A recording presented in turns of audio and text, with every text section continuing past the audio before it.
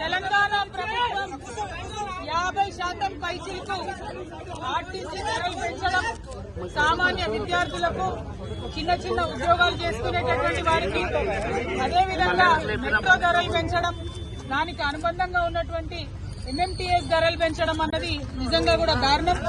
ఎందుకంటే ఆదాయ మార్గాలను పెంచుతామని చెప్పి, ఉద్యోగాలు ఇస్తామని చెప్పి, అనేక కళ్ళబొల్లి మాటలు చెప్పి అధికారంలోకి వచ్చి 18 నెలలైనా కూడా ఆ కార్యక్రమాలు ఏం చేయకుండా కేవలం ఇప్పుడు మళ్లీ సామాన్య ప్రజల మీద భారం వేస్తూ ధరలు పెంచడాన్ని మేము చాలా తీవ్రంగా ఖండిస్తా ఉన్నాం.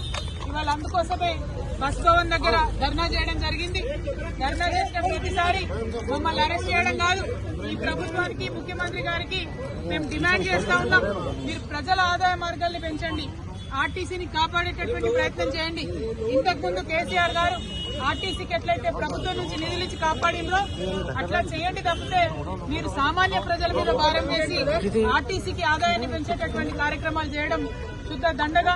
దీనివల్ల ఆర్టీసీకి లాభం లేదు, ప్రజల మీద భారం పడుతుంది, ఇబ్బంది పడతారు. గ్రామీణ ప్రాంతాల్లో ఉన్న ప్రజలకు మరీ ఎక్కువ ఇబ్బంది అవుతుంది. ఇప్పటికే మహిళలకు ఇబ్బంది అవుతుంది, బస్సులు ఎక్కే పరిస్థితి లేదు, మగవాళ్లు టికెట్ కొనుక్కున్నా కూడా నిలబడే పరిస్థితి లేదు, కూర్చునే పరిస్థితి లేదు, నిలబడే ప్రయాణం చేయాల్సినటువంటి పరిస్థితి ఉంది. అటువంటి సందర్భాల్లో మీరు రేట్లు పెంచి ఎవరికి లాభం? కొన్ని రేట్లు పెంచితే కనీసం బస్సులు పెంచుతున్నారా?